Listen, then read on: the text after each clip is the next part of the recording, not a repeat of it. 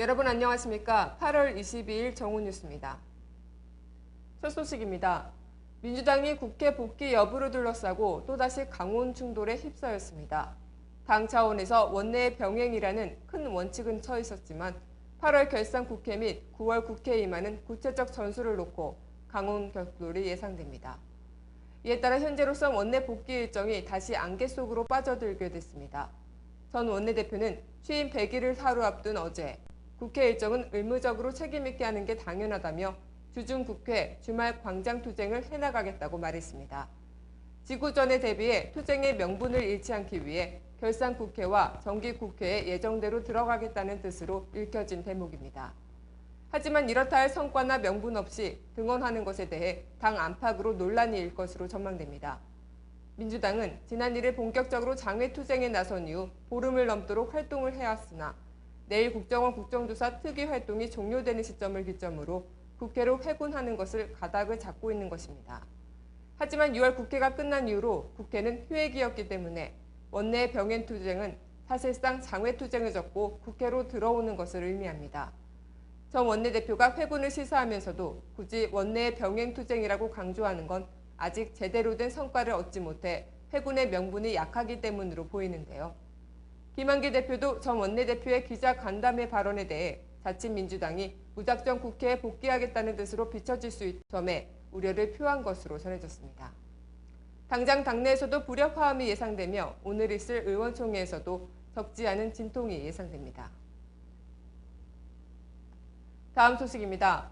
폭염의 끝자락이 좀처럼 사라지지 않고 있는데 원자력 발전소가 또 갑자기 멈춰섰습니다. 전남 영광의 한빛 원전 6호기가 원자로 냉각제 펌프 고장으로 갑자기 멈춰선 겁니다. 원전 한빛 6호기는 어제 오후 2시 44분께 갑작스러운 고장으로 돌발 정지해 전력 수급에 심각한 차질을 빚었습니다. 그때는 이미 예비 전력이 450만 킬로와트 아래로 떨어져 전력 경보 1단계인 준비가 발령된 상황에다가 100만 킬로와트 전력이 한꺼번에 빠지면서 수급 위기가 닥쳤습니다.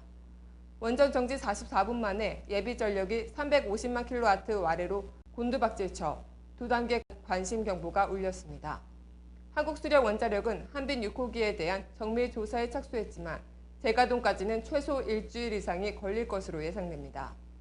9월 전력 수급도 결코 안심할 수 없는 상황입니다. 여름 절전에 참여했던 기업들이 가을에 본격적인 공장 가동을 준비하고 있고 발전소 15곳이 9월 예방정비에 들어가게 돼 전력 공급은 600만 킬로와트 줄어듭니다. 지금이라도 전력 수급 계획을 뜯어 고치지 않으면 가을에도 절전을 호소하는 웃지 못할 상황이 불가피해 보입니다.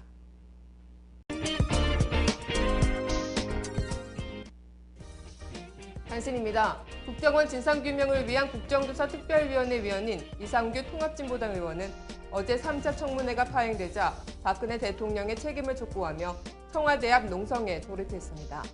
이 의원은 박 대통령에게 국정원 사건 진상규명을 위한 특별검사제 수용과 남재준 국정원장 해임 및 국정원 개혁을 촉구했습니다.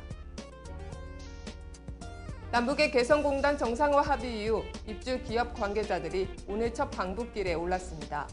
지난달 시설 점검을 위한 방북 이후 한 달여 만입니다. 입주 기업 방북 첫날인 오늘은 전기, 전자, 기계, 금속업체 42곳이 들어가 시설 점검을 하고 나올 계획이며 입주 기업들은 이번 점검에 이어 26일부터 본격적인 기계 설비 보수를 시작할 계획입니다. 현주규 서울대교구 4재단이 국정원 대선 개입 사건을 규탄하는 시국선언 물결에 합류했습니다. 서울대교구 4재 262명은 어제 국가 최고의 정보기관이 자유와 진리를 향한 무명의 헌신을 포기하면서까지 국가 안보와 국익의 토대인 민주의 가치를 허물어뜨렸다고 비판했습니다. 그러면서 이들은 모든 인간의 존엄, 인권 존중, 공동선에 대한 투신을 위해 나설 것을 다짐했습니다. 코스피가 3거래일째 급락세를 이어갔습니다. 미국의 양적 완화 축소 우려와 신흥국 금융위기 공포가 고조되면서 투자 심리가 급격히 얼어붙는 모습입니다. 오늘 코스피는 오전 9시 7분, 현재 전날보다 14.69포인트 내린 1851.68을 나타냈고 전기가스업을 제외한 모든 업종이 하락한 상태입니다. 민주당이 국회로 회군할 것을 시사했습니다. 민주당은 주중국회 주말 광장투쟁을 한다며 원내 병행투쟁을 예고했습니다.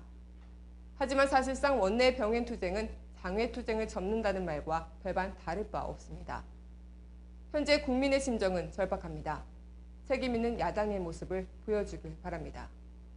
오늘 뉴스를 마치겠습니다. 고맙습니다.